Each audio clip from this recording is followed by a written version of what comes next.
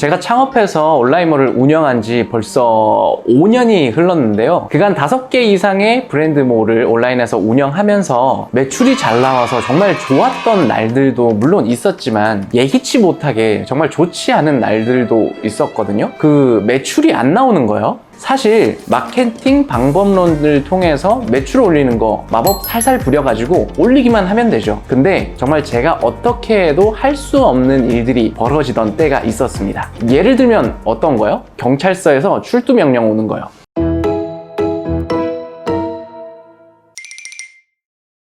온라인 사업을 하신다면 반드시 조심하셔야 될 몇 가지가 있습니다. 이거 모르고 사업 진행하시다 보면 경찰에, 내용 증명에, 민사소송에, 소환 명령에 물건도 못 팔고 정신없는 경우가 허다하게 될 겁니다. 오늘은 대표적으로 온라인 사업을 하시면서 조심하셔야 될 부분들에 대한 이야기를 한번 해볼까 합니다.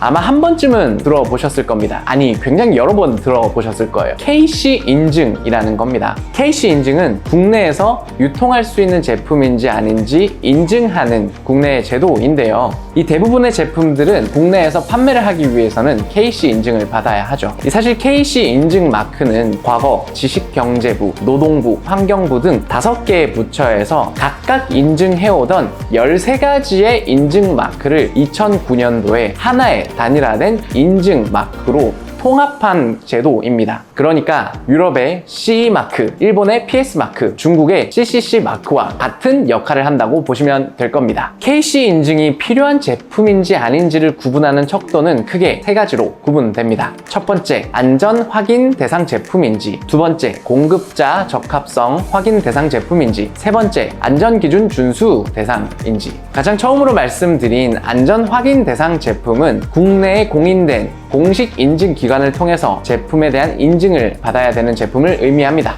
공급자 적합성 확인 대상 제품은 제3의 기관을 통해서 인증 시험을 진행하기만 하면 됩니다. 안전 기준 확인 대상 제품은 실제 인증 제도에 대한 시험의 의무는 없기는 하지만 안전 기준에 대한 준수는 반드시 해야 되는 제품을 의미합니다. 그러면 내가 팔고 있는 제품이 이 3가지 중 어디에 해당하는 것인지 궁금하시죠? 이 부분은 자세히 PDF 파일로 정리되어 있습니다. 필요하신 분들은 영상이 아마 6월 달에 올라갈 거니까 6월 한 달 기간 내에 댓글에 메일 주소를 남겨주시면 제가 이 PDF 파일을 따로 보내드리도록 할게요.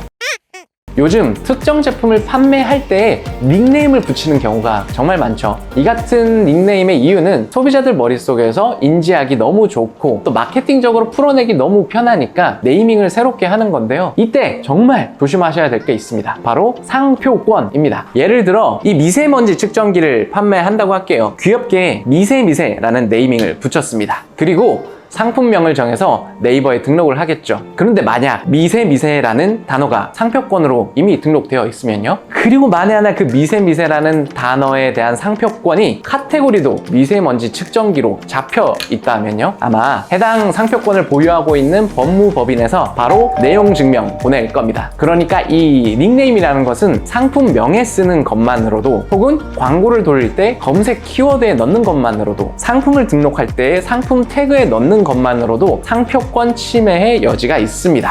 혹자들은 실제 제품에 상표를 넣는 것이 아니고 상품명에다만 쓰는 것은 법원에 따른 유권 해석에 따라서 결과가 달라질 여지가 있다라고들 이야기를 많이 합니다. 저 역시도 그렇다라고 생각을 했죠. 근데 실제 상품명에 제가 몰랐던 어떤 특정 브랜드의 상표명을 적어서 상품명으로 기입했던 적이 있습니다. 바로 내용 증명이 날아왔고요. 결과적으로 벌금형을 맞이하게 되었습니다. 그러니까 웬만하면 안 넣는 것이 좋다라는 게 제 생각입니다. 그리고 이 법무법인들, 이런 내용 증명을 보내는 형태로 법무법인들의 비즈니스 모델을 많이들 가져가고 있는 것 같아요. 그래서 다른 분 말 들어보면 법원에 출두를 했대요. 그래서 재판을 하기 위해서 갔는데 그때 그날에 진행될 여러 가지 상표권 분쟁들의 고소인을 보면 다 땡땡 법무법인이라고 적혀 있었다고 합니다. 그만큼 법무법인들이 이런 내용 증명을 보내고 상표권 고소를 통해서 거기서 얻어지는 수익 활동들을 하고 있다고 생각할 수도 있겠죠. 조심하셔야 됩니다.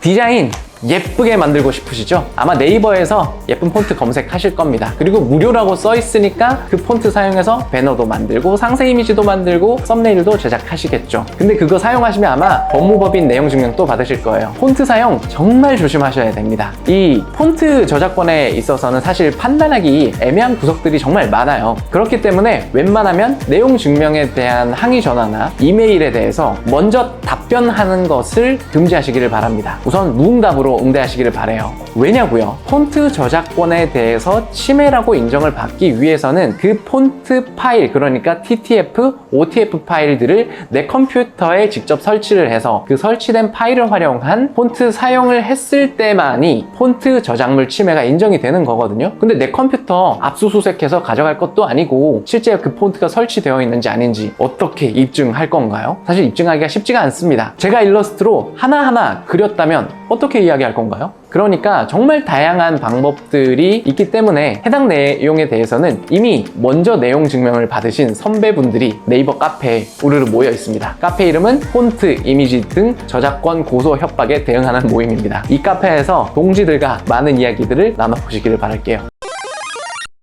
자, 오늘은 온라인 쇼핑몰을 하면서 어떻게 하면 경찰의 연락을 받지 않을 수 있는지, 사전에 예방할 수 있는지에 대해서 알아보았습니다. 저희 온마셀 구독자분들은 제발 그런 일이 없으시기를 바라겠습니다. 이상이고요. 오늘도 좋은 일만 가득하시기를 바랍니다. 돈 많이 버는 하루 되세요. 꿀!